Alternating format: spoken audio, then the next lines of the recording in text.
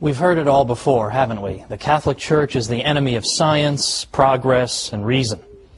Well, it's all nonsense, and we're going to debunk it mercilessly. Join me right now for the Catholic Church, Builder of Civilization.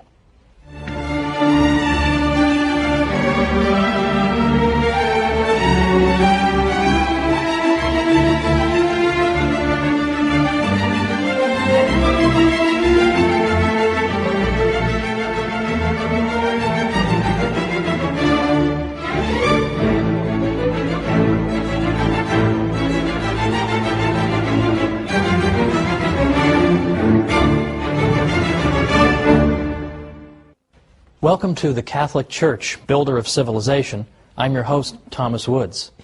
I'd like to begin this 13-program series with a fact that's fairly obvious to most of us. There's a bit of a double standard in the world when it comes to the Catholic Church. You can say anything you like about the Catholic Church, your career won't be over, no one will care, there'll be no candlelight vigils or hunger strikes. You say anything you like about it, and that's just fine. If anything, you'll be even more welcome in fashionable circles than before.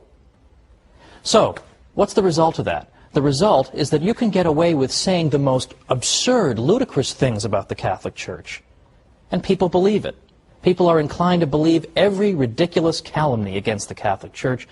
But worse still, some Catholics themselves, I think, have begun to interiorize some of these criticisms. And deep down, I think they themselves wonder, has the Church really been a positive influence in history, after all? Hasn't she been responsible only for repression and ignorance? And hasn't she been an opponent of the sciences? We've all been taught to believe this. It would be a miracle if people didn't believe it. But it's not true. And in this series we're going to show why it's not true, and we're going to show the true glory of the Catholic Church. Now, the attacks on the Catholic Church and on religious belief in general have accelerated just over the past 5 years or so. We've already seen in recent years, best-selling books by Richard Dawkins and Daniel Dennett, Sam Harris, condemning religious belief in general as irrational and foolish, and in effect they're saying to children in this country, your parents are stupid for teaching you the faith.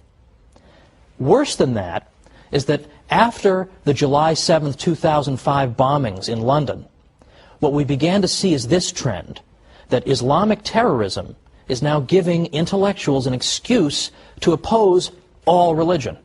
The argument being that all religion is irrational, all religion can give rise to violence, so it should all be condemned. So, for example, in Scotland's Sunday Herald, we read Muriel Gray saying, "The cause of all this misery, mayhem, violence, terror, and ignorance is, of course, religion itself." And she called religion Dark Ages nonsense. For the government of a secular country such as ours, she said, to treat religion as if it had real merit, instead of regarding it as a ridiculous anachronism, which education, wisdom, and experience can hopefully overcome in time, is one of the most depressing developments of the 21st century. Now, I'll leave aside the fact that she doesn't know how to use the word hopefully correctly. That's another matter. The point is, this is our critic. Another critic, Polly Toynbee in the London Guardian, said, "It is now time to get serious about all religion and draw a firm line between the real world and the world of dreams." In the London Spectator, Matthew Paris said, "What unites an extremist mullah with a Catholic priest or evangelical Protestant minister is actually much more significant and interesting than what divides him from them." Well, these criticisms have become routine. Day in and day out we hear them. All religion is the enemy of progress. But the Catholic Church in particular is consistently viewed as the enemy of science and progress and knowledge. Consistently. Now, why is that? How did that happen? In part, it began 200 years ago or more in the so-called Enlightenment, which was a period in 18th century European history in which the intellectual classes became extraordinarily hostile to the Church. They disparaged the Middle Ages consistently. In fact, that's why they had the word Enlightenment. Because the idea was that before the Enlightenment, before the wonderful 18th century, all we had was misery and backwardness and ignorance fostered by the Catholic Church. But now, thankfully, we have secular intellectuals to bring us enlightenment. I sometimes think that the most depressing job on earth must be to be a history professor who teaches about the Middle Ages. It must be the most depressing job on earth. All day long, you lecture about the Middle Ages, and you say, the Middle Ages weren't so bad. In fact, a lot of great things happened in the Middle Ages. Catholic Church made a lot of great things possible. You lecture on this all day long. You write books and articles on it. You even appear on television. You appear on radio, and you talk about it. And what happens? You get home at night, you turn on the TV, nothing you've done has made any effect. Everybody still believes the Middle Ages was a time of ignorance and repression, and it was all the fault of the Catholic Church. All of that stuff, in effect, cannot be dislodged. It must be extremely depressing. Now, why are these falsehoods so resistant to the truth? Why is it so hard to get people to change their minds on this? Well, ever since the Enlightenment, what has taken root in our culture and in our way of thinking is that the Catholic Church is assumed to be wrong, and that secularism, that is the idea of organizing society and all of life without reference to God, that is said to be the source of progress. So by definition, anything the Church is connected to involves retrogression. Whereas anything that a secular intellectual brings us, well, that brings us progress. And that has been the lens through which history has been viewed over the past 200 years. That's why it's only over the past maybe 50 years that we've begun to see historians finally cracking through this nonsense and finally saying, wait a minute, not only did the Catholic Church not obstruct the sciences, she may have helped to foster them. Not only did secularists not invent the science of economics, for example, but in fact it turns out it was Catholic priests and professors who developed the ideas of economics centuries earlier, and on and on and on. But it's taken a long time to crack through this accepted idea that the Church is responsible for retrogression and ignorance. It's taken forever. Now let's think about some of these areas in which the Catholic Church has really built our civilization. I mean, I choose that word advisedly. Why is it that the Catholic Church can be said to be her builder? Well, for example, consider how we think about charity, charitable work. We think that you're engaged in charity when you help somebody without any expectation of a reward. When you do it because it's good and it's right to do it. You do it because you know that in the grand scheme of things, that unfortunate person is in some sense your equal, having been made in the image and likeness of God. And so you help that person. You don't help that person because you expect 3 years down the road to revisit him and say, remember that $15 I gave you, why don't you cough it up? Or to revisit him and say, I need votes, I need some political support, why don't you come help me? We don't do it so we can tell the whole world, hey, look at what a great guy I am, I just gave that guy $10. We don't do it for those reasons. We do it out for the reasons that I gave, purely disinterested motives. Well, where do we get that idea? That idea comes from the Catholic Church.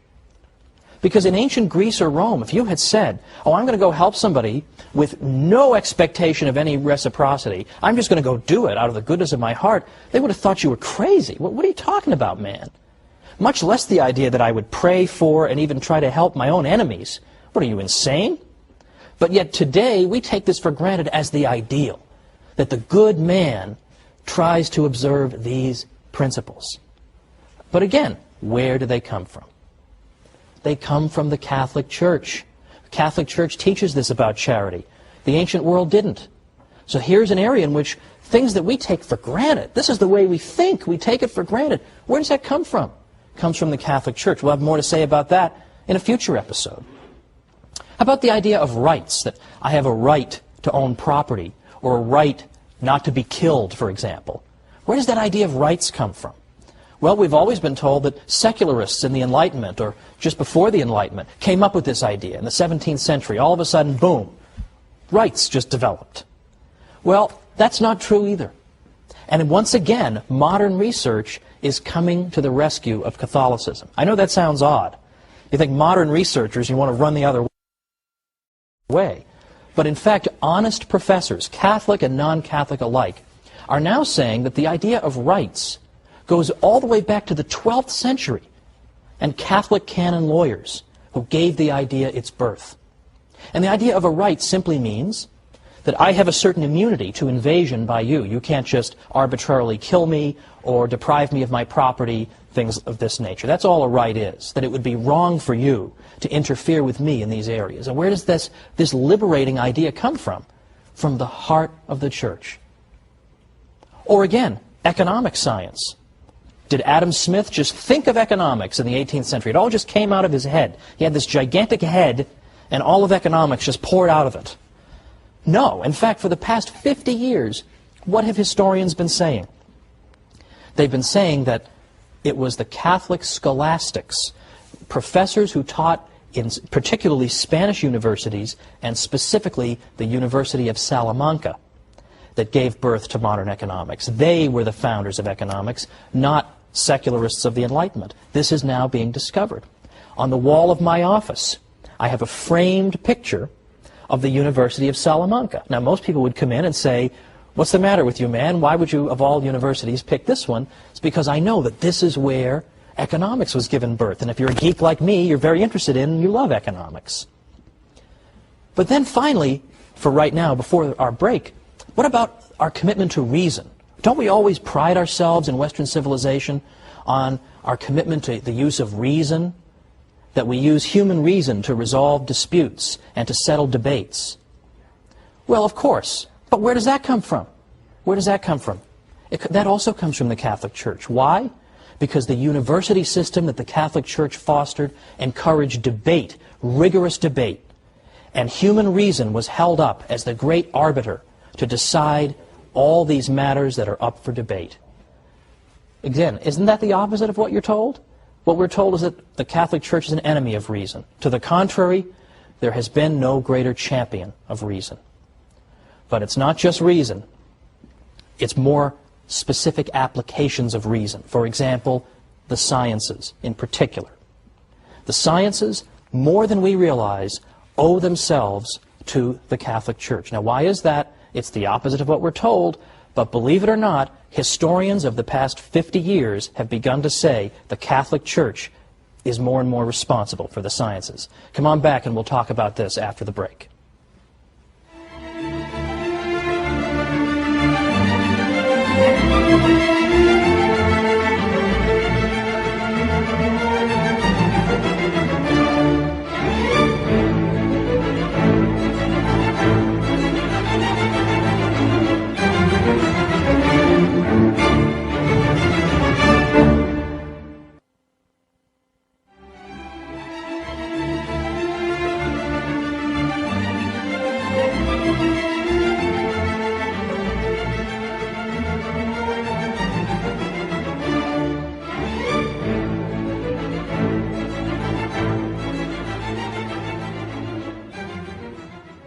Welcome back to the Catholic Church, Builder of Civilization.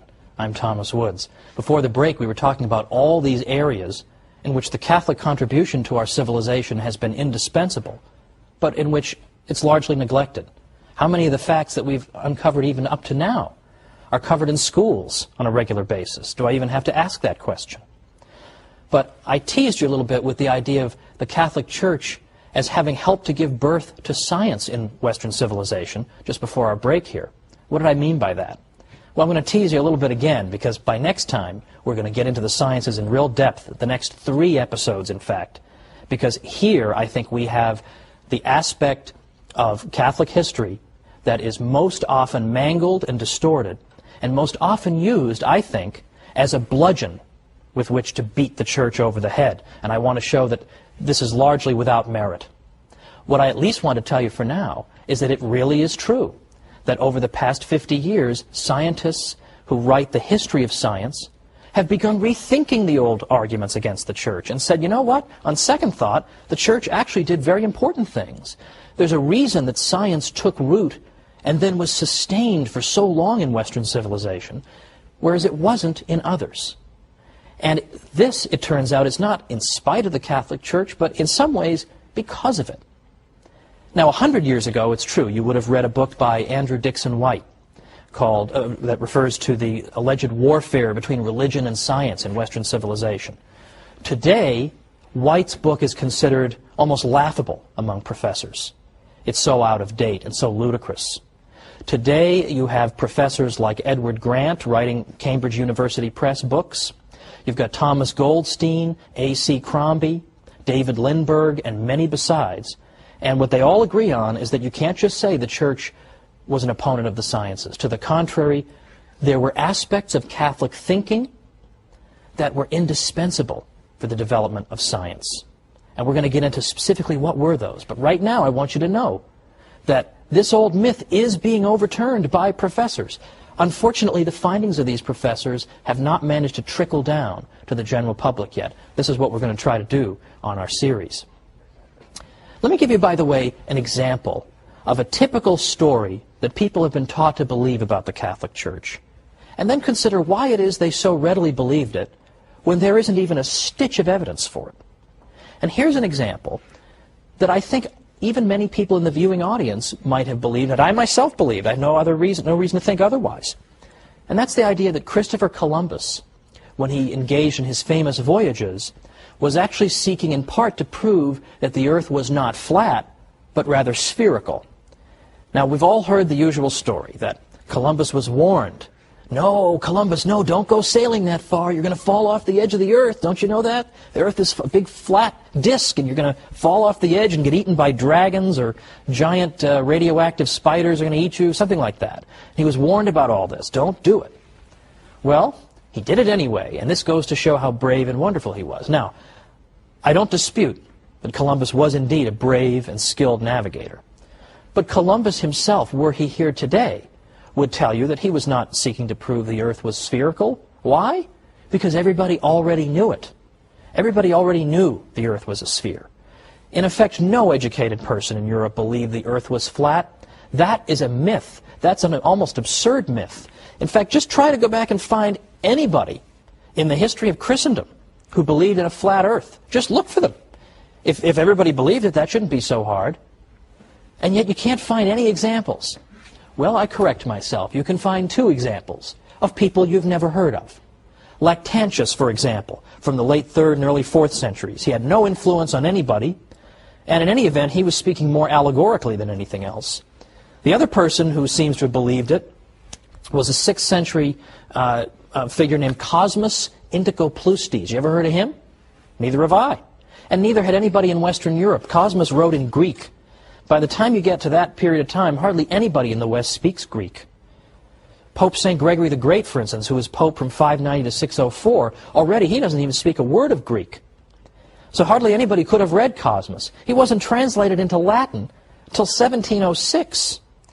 So anybody who may have taught a flat Earth had an audience of about 1 or 2 people, had no influence on anybody. The fact is, everybody understood the Earth was a sphere.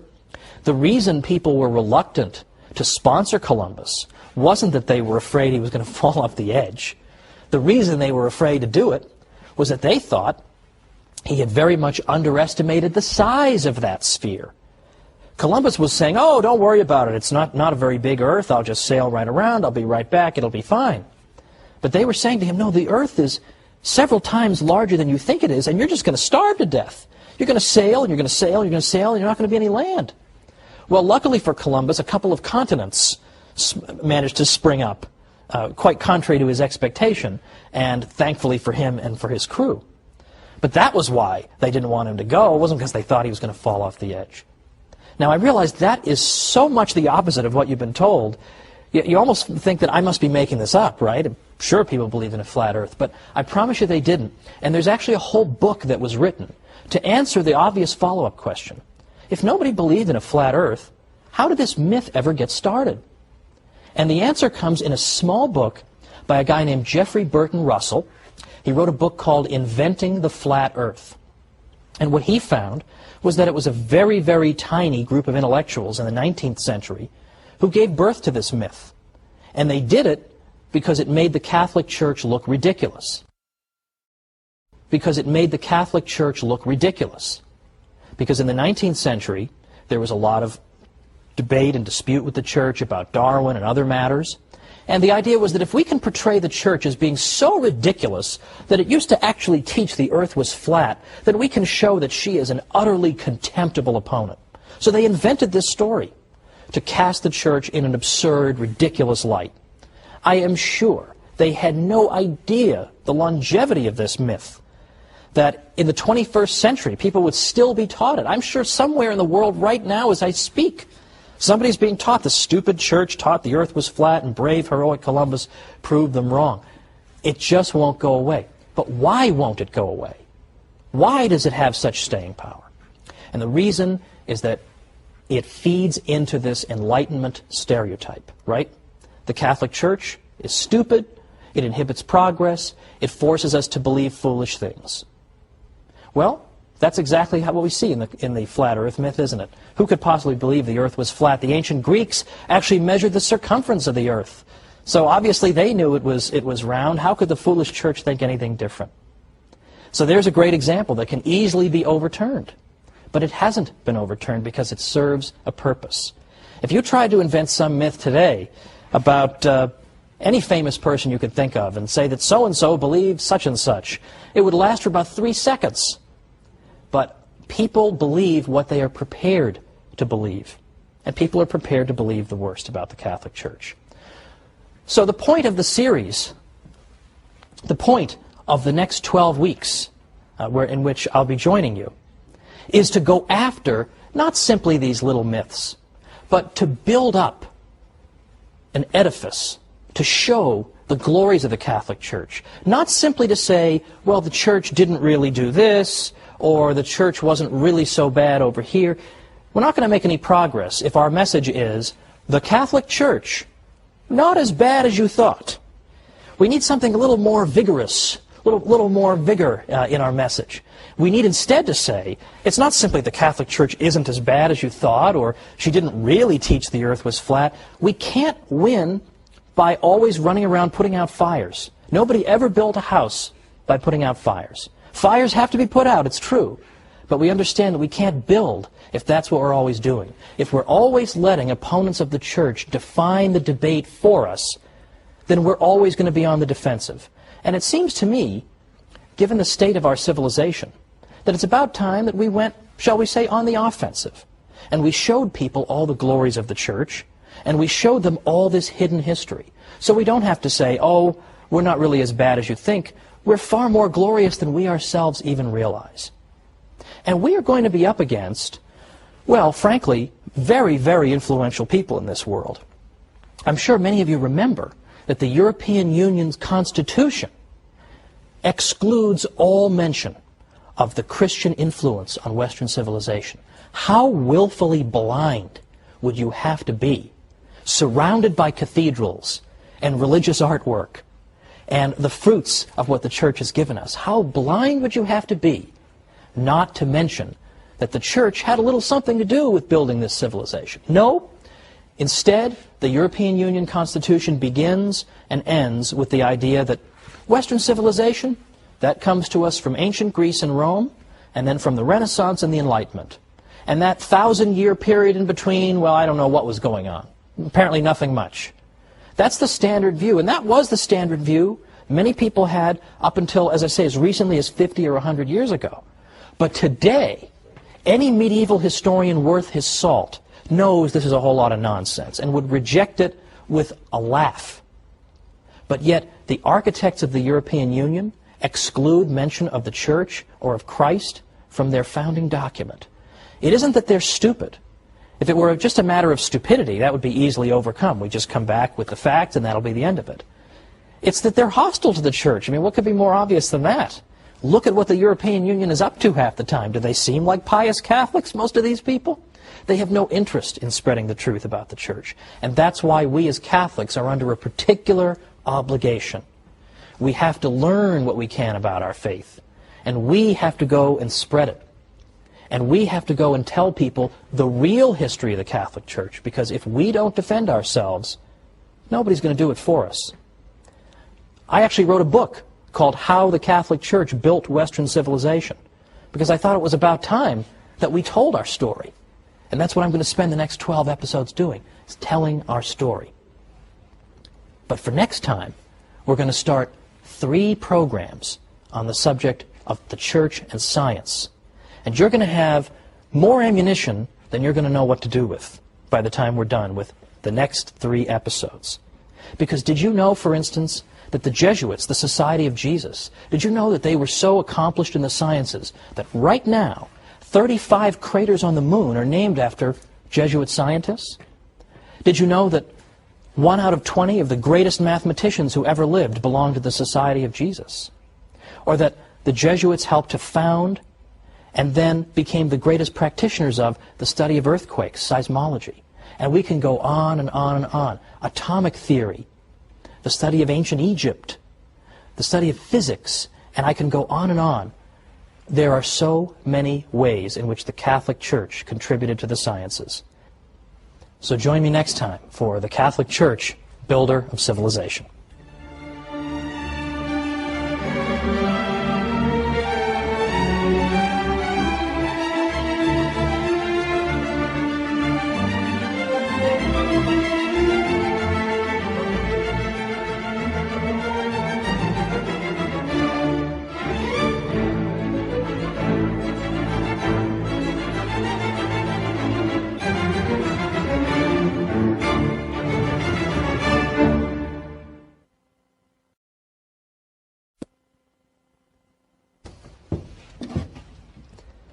Everyone learns in school that the Catholic Church was the big enemy of science.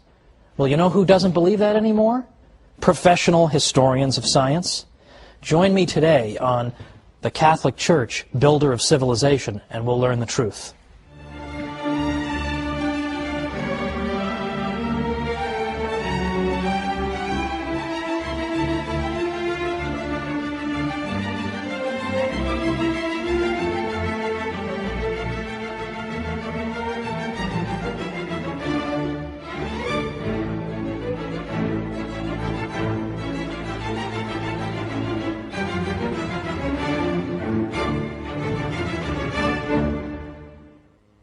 Welcome to the Catholic Church, Builder of Civilization. I'm Thomas Woods. It comes as a surprise, doesn't it, to learn that the Catholic Church may have had a positive role in the development of science, right? Because we're all taught from birth the exact opposite. In school, in the media, in movies, scientists are always brave martyrs against the ignorant church that wants to suppress their findings. Well, you might be excused for this view if you lived 100 years ago, because then the dominant book on the subject was written by a fellow named Andrew Dixon White. I mentioned him in our first program because he wrote a book called A History of the Warfare of Science with Theology in Christendom. This became the defining volume on this subject. But it is full of nonsense. In fact, it turns out that in White's book, you actually read that the Catholic Church taught that the earth was flat. Now, we saw last time there is not the tiniest stitch of evidence for that. But White, anxious to portray the church as silly and backward and ridiculous, simply repeated what other historians had said without bothering to investigate it. That was the quality of his book.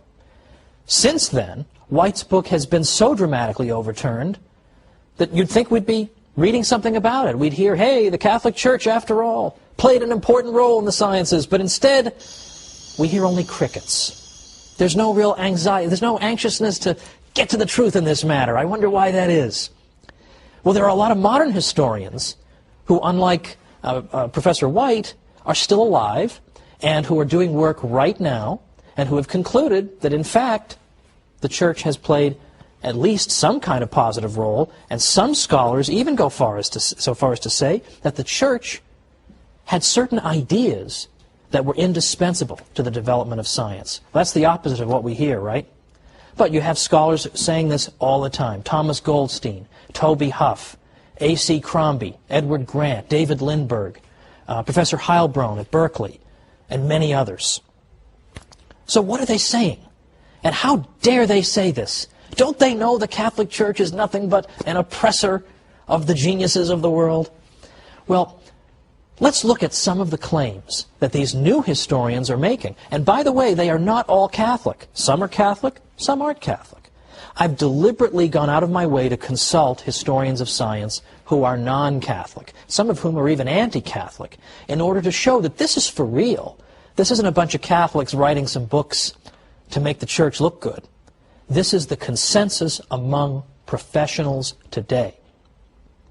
Now, one of the most important principles that the Catholic Church contributed to the development of science comes from a biblical verse that was one of the most frequently quoted in the whole Middle Ages. And that verse is Wisdom 11:21.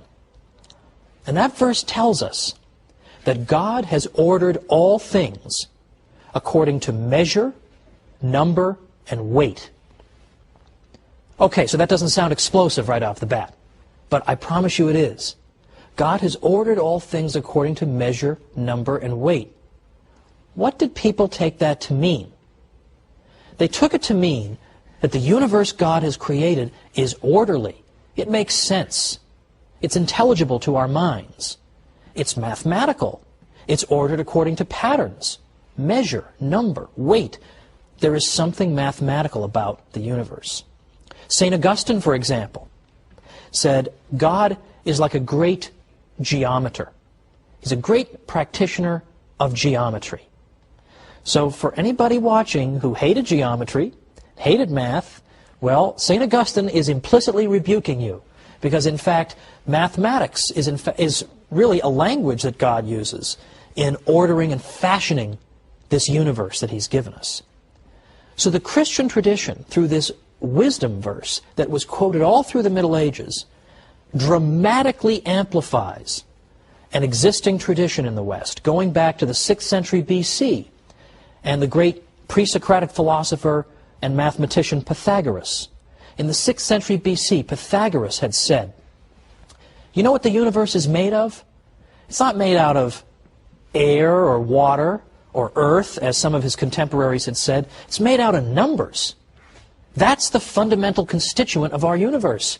Not physical stuff, but numbers, math. Math is everywhere.